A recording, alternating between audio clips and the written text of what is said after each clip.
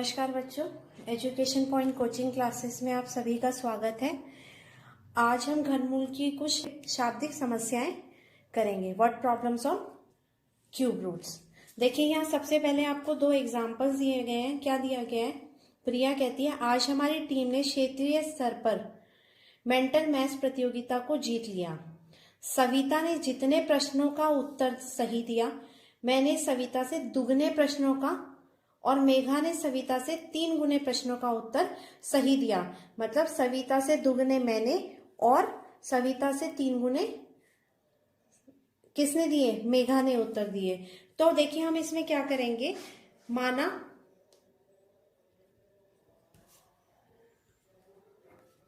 सविता ने सही उत्तर दिए। क्या?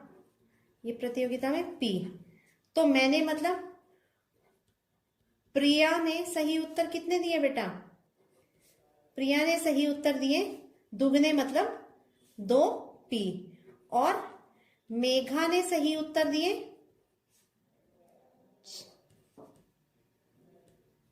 3 गुने, मतलब 3p। हम तीनों के बताए गए सही उत्तरों का गुणनफल 162 है। तो अकॉर्डिंग टू क्वेश्चन, मतलब प्रश्नानुसार क्या हो जाएगा? प्रश्नानुसार हो जाएगा तीनों का गुणनफल मतलब p गुणा 2p गुणा 3p बराबर 162। तो अगर हम इसको करेंगे तो नंबर से नंबर, ये 2 गुणा 3, 2 तिया 6, p गुणा p 3 बार p की घात 3 बराबर 162। तो ये कैसे समीकरण सॉल्व होता है? ये 6 यहाँ गुणा में, वहां जाके ये इसके भाग में चला जाएगा। अब आप इसको डिवाइड कीजिए, तो ये डिवाइड करके आ गया 6 दूनी 12 और यहाँ 6 सत्ते 42। तो p की घात 3 बराबर 27। तो ये जो घात 3 होती है बेटा, जब ये उस तरफ जाती है तो ये घनमूल बन जाता है। ये क्या हो जाएगा? p की घात 3 क्या हो जाएगी? p बराबर 27 का घनमूल। तो 27 का घनमूल क्या होता है? p। और इसके हम गुणनखंड करेंगे तो 3 तिया 9, 9 तिया 27। तो p कितना आ गया बेटा? 3 आ गया। तो इसका मतलब यहाँ क्या हुआ? सविता ने सही उत्तर दिए कितने? ये आपका एग्जाम्पल है, वहां लिखा होगा p मतलब 3। प्रिया ने सही उत्तर दिए 2p, 2p मतलब 2 गुणा 3 6। और मेघा ने सही उत्तर दिए 3p मतलब 3 गुणा 3 9 9। ये इनके सही उत्तर जो इन्होंने दिए हैं। देखिए एग्जाम्पल 2 क्या है इसका। रिया दीदी, हमने सभी आज प्रधानमंत्री राहत कोष में कोरोना पीड़ित लोगों की सहायता के लिए कुछ धनराशि दान देने का निर्णय लिया है। मैंने जितने रुपए दान दिए मेरी कक्षा के उतने ही बच्चों ने, मतलब जितने रुपए मैं दान दे रही हूं उतने ही बच्चे हैं मेरी कक्षा में और उन्होंने मेरे बराबर रुपए दान दिए। मतलब अगर मैं मान लेती हूं कि माना रिया ने राशि दी कितनी, इसको ये r, तो उतने ही बच्चे, तो कक्षा में बच्चे कितने हो गए? कक्षा में बच्चों की संख्या कितनी हो गई? उतने ही बच्चे जितनी राशि दान दी वो r। और विद्यालय की कुल उतनी ही कक्षाओं ने, मतलब हर कक्षा में उतने बच्चे और उसके बाद उतनी ही कक्षाएं जितना कि मैंने दान दिया है। तो यहां क्या हो जाएगा? कक्षाओं की संख्या कितनी हो गई?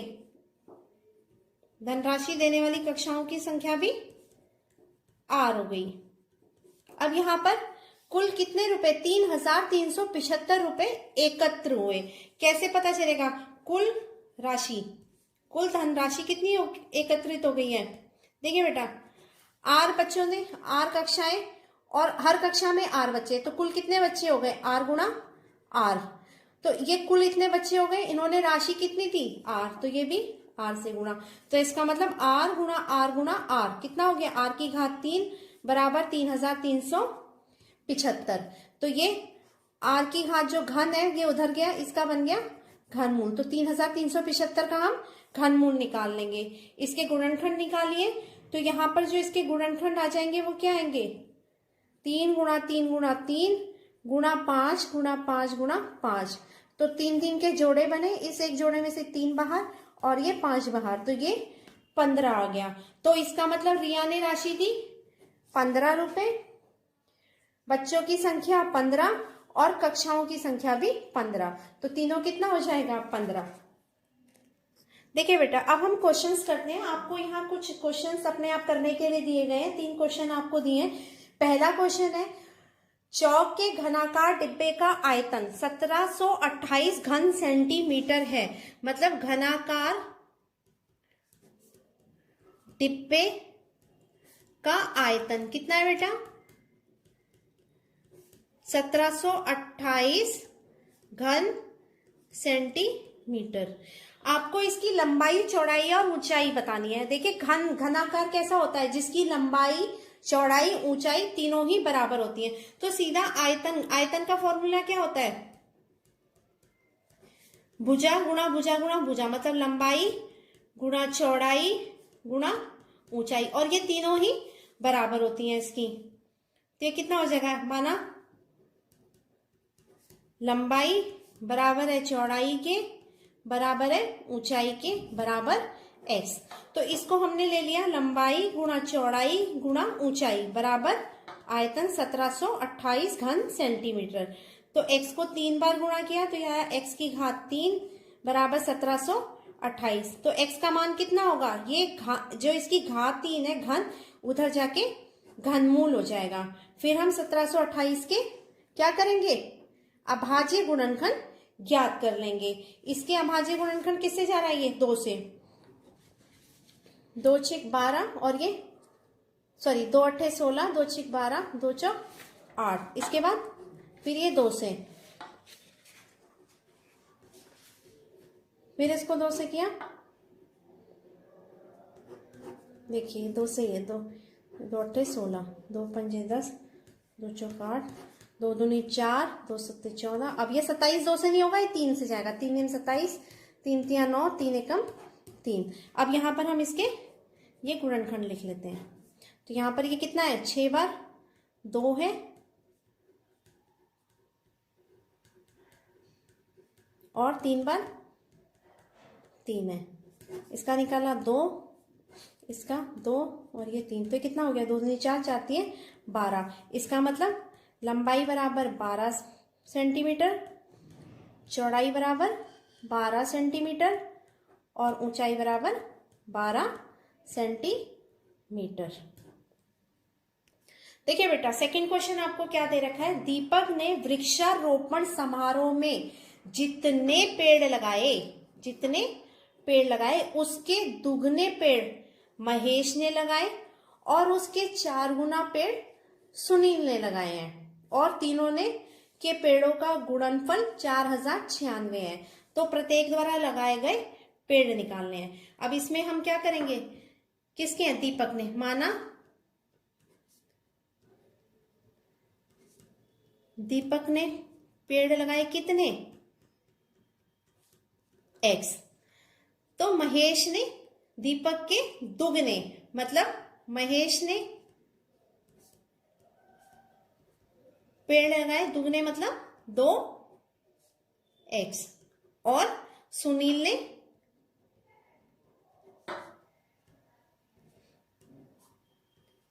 पेड़ लगाए 4 गुना मतलब 4x। तो इनका क्या दे रखा है आपको? गुणनफल। तो प्रश्नानुसार क्या हो जाएगा यहाँ पर? प्रश्नानुसार x गुणा 2x गुणा 4x बराबर 4096। अब इसको हम करेंगे 4 दूनी 8, x की घात कितनी हो जाएगी? ये 3 बार गुणा है 3, 4096। 8 वहां जाके भाग में चला जाएगा। 4096 भाग कर देंगे 8 से, तो ये आ गया x की घात 8 पंजे 40, 8 एकम 8, 8 दूनी 16, और ये घात 3 वहां जाके घन बन जाएगी। ये हो गया इसका घन। अब इसके आप अभाज्य गुणनखंड निकालिए। 2 दूनी 4, फिर 2 पंचे 10, 2 छिक 12। इसको ये 2 से भाग हो रहा है। 2 छिक 12, 2 अट्ठे 16, 2 चौक 8, 2 दूनी 4, 2 एकम 2। कितनी बार आया? ये 6 बार आ गया। तो जब हम इसको लिखेंगे तो कैसे लिखा जाएगा? ये आ जाएगा ये आ गया 2,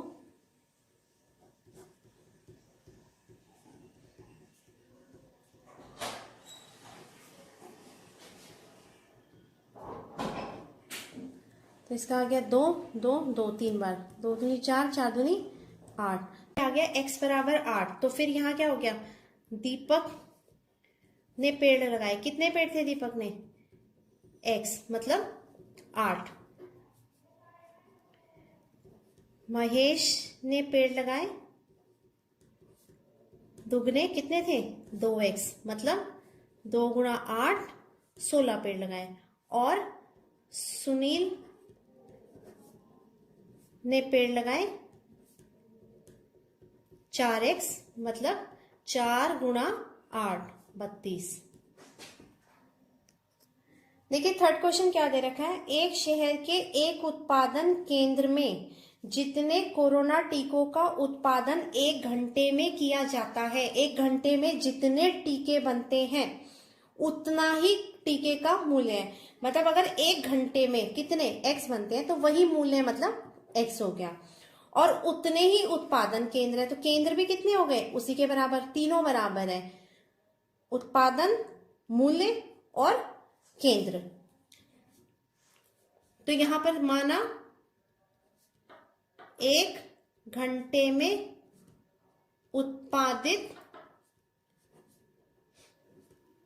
कोरोना टीकों की संख्या कितनी, x ले ली, तो मूल्य कितना है, 1 कोरोना टीके का मूल्य, वो भी कितना हो जाएगा, x हो जाएगा, क्योंकि वो उतना ही उसके बराबर है और केंद्र भी उतना ही है। तो शहर में कोरोना टीके उत्पादन केंद्र की संख्या, ये भी कितनी हो गई, x। अब यहां क्या दिया, शहर के द्वारा 1 घंटे में उत्पादित कोरोना के टीकों का कुल मूल्य इतना है। तो बताइए एक टीके का मूल्य क्या होगा। अब ये देखिए जो कुल उत्पादन है वो उसका मूल्य दे रखा है। अगर शहर में x केंद्र है और प्रत्येक केंद्र x का उत्पादन करता है घंटे में, तो कुल टीके उत्पादित हो गए x गुणा x। ठीक है, ये इतने टीके बन गए और इतने टीकों का मूल्य क्या होगा, एक टीके का मूल्य x है, तो इतने टीकों का मूल्य कितना हो जाएगा, गुणा x। तो इसका मतलब प्रश्नानुसार क्या हो जाएगा, कुल मूल्य जो बन जाएगा टीकों का 1 घंटे में उत्पादित का, x गुणा x बराबर 2,70,00,000, 2,70,00,000। अब ये x की घात 3 बराबर 2,70,00,000 आपने दिया। अब ये x घात यहां जाके घनमूल में बन गया।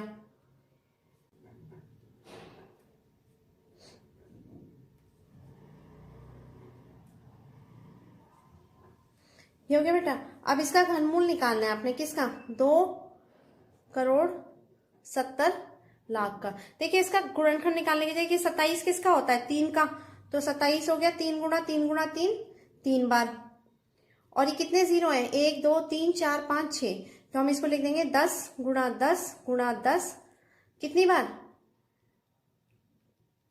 6 बार। तो ये एक जोड़ा बना 3, यहां 10 10, तो इसका मतलब x का मान कितना आ गया, 3 गुणा 10 30, और ये 300 आ गया इसका मान।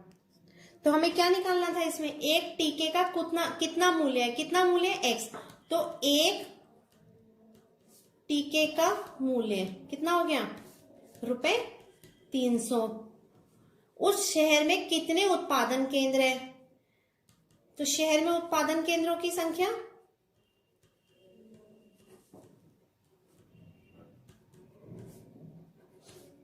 ये भी कितनी थी, x, तो मतलब कितने केंद्र हो गए, 300। एक उत्पादन केंद्र में कितने टीकों का निर्माण होता है, एक उत्पादन केंद्र में 1 घंटे में निर्मित टीकों की संख्या, वो भी कितनी हो गई, 300। बेटा जब भी आप किसी वर्ड प्रॉब्लम को, शाब्दिक समस्याओं को करते हैं तो नीचे इस तरीके से आंसर लिख दीजिए, क्योंकि कई बार इसके नंबर आपके कट जाते हैं। ठीक है, आशा करती हूँ कि आपको ये क्वेश्चंस बिल्कुल समझ आ गए होंगे और अब आप इनको खुद भी ट्राई करके देख सकते हैं। अब हम अगली वीडियो में मिलेंगे, तब तक के लिए टेक केयर, बाय।